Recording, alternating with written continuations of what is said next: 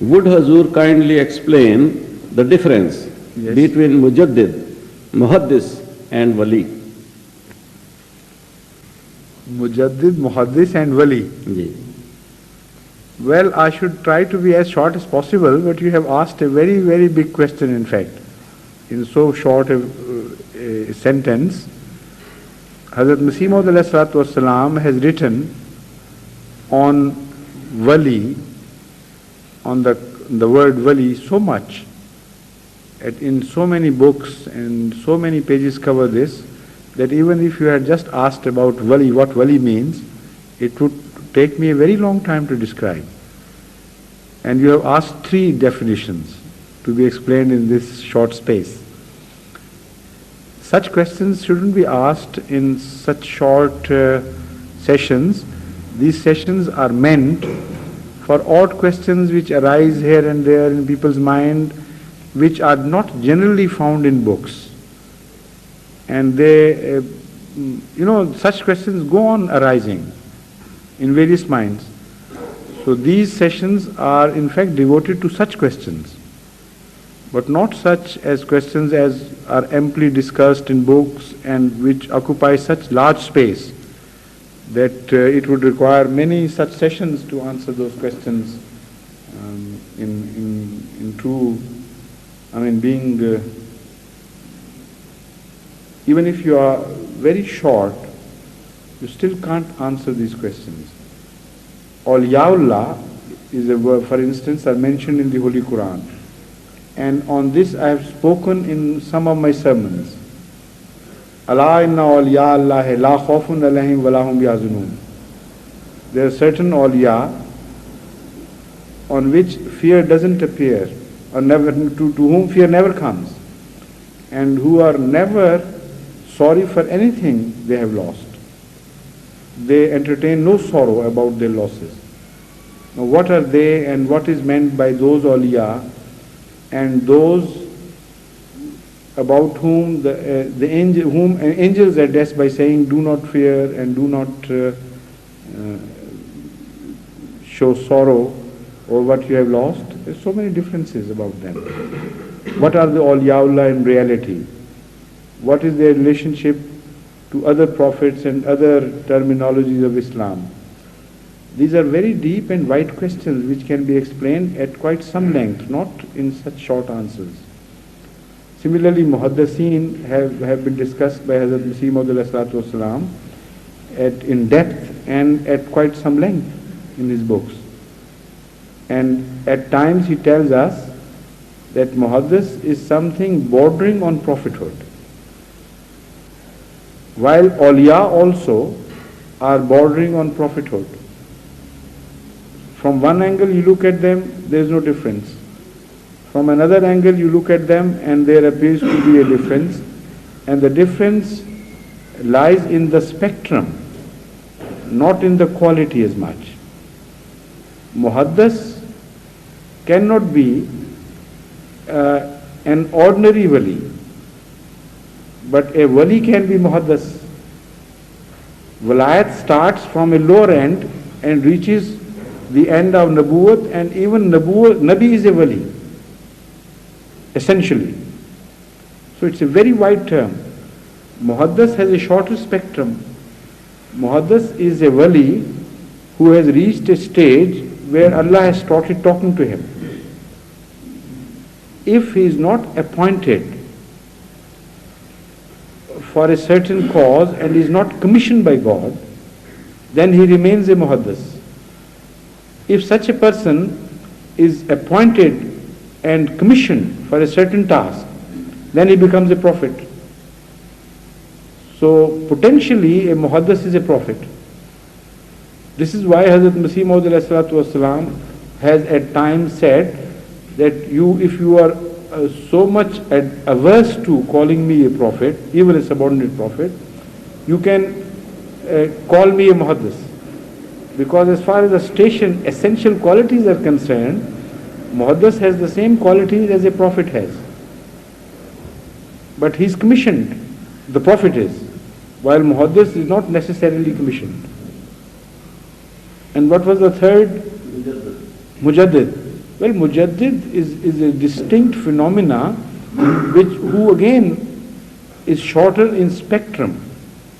But here the shorter spectrum lies in time, not in the region of quality. Mujaddid is again a wali. Everybody who is pious, who loves God and who is loved by God, is a wali. This is the widest term possible. So a Nabi, a prophet can be a wali, a Muhaddis can be a wali, a Mujaddid can be a wali, and necessarily they are walis, not can be, but they are walis. Of different stature, of different sizes, of different qualities. But Mujaddid is distinct from other terminologies. It has a bearing and a relationship to a certain time. According to the Hazrat Muhammad Mustafa sallallahu alaihi wasallam, if somebody is appointed for reviving faith, for purifying faith, for infusing a new spirit into a dying people, that person, according to Hazrat Muhammad Mustafa sallallahu alaihi wasallam, or those persons who are born for this purpose, not any time, but on the turn of a century, these people would be called Mujaddideen. Otherwise, this phenomena of tajdeed goes on continuously unbroken.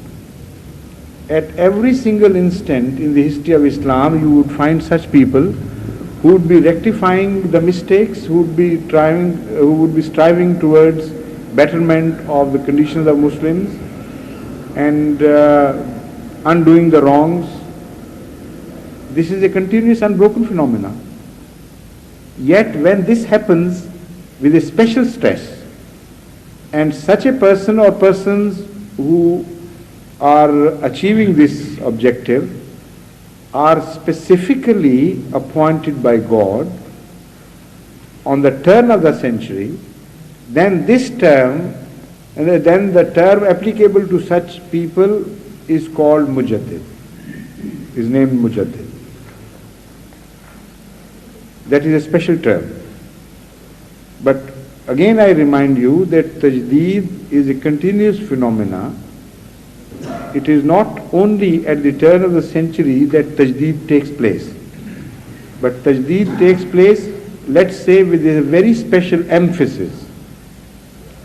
And those who perform tajdeed, that is rectification or revival of faith, those people are particularly appointed by God, but not in the sense as prophets are appointed. There is a distinction. They are raised by God, but in a manner that sometimes they do not know, they have not been revealed that you have been appointed for this purpose. As if God takes certain tasks from them and creates situations which help them perform those tasks. God's angels help those people perform that particular task which has been allocated to them. But they are not appointed in the sense that it is necessary for others to accept them and begin to believe in them, otherwise they will break their relationship from God.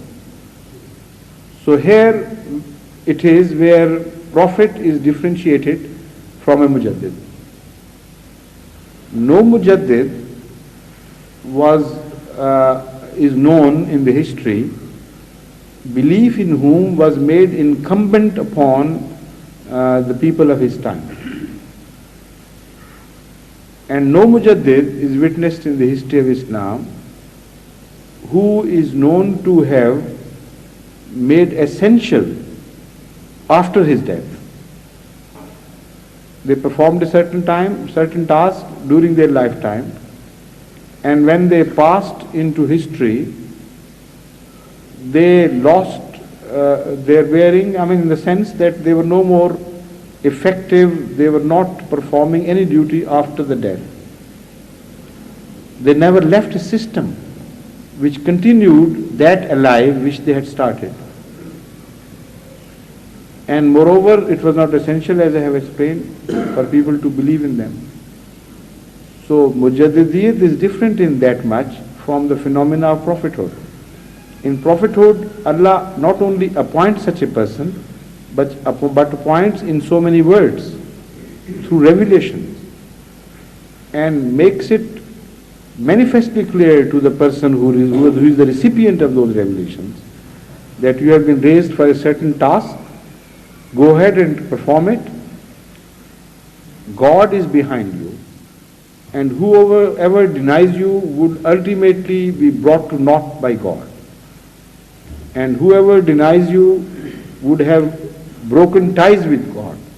This is a very distinct phenomenon, completely different from the earlier phenomena discussed under the title of Mujaddid and Wali and Muhaddis. And this phenomena, as I mentioned, was not witnessed before the coming of Hazrat Masih Maud in the 1300 years history of Islam. When such people die, their task does not end. It continues. Like Hazrat Muhammad Mustafa sallallahu alaihi wasallam. He met a physical death, but he is still the commissioned highest authority from God even after his death. His system has not died, his message has not died, his objective has not died, and it would continue till the end of the day. So a subordinate prophet also fits in the same way. When he comes, his system would remain alive behind him. Unless the purpose and objective is fulfilled, his system would not be permitted to die out. That is the distinctive phenomena of prophethood from Mujaddidiyya.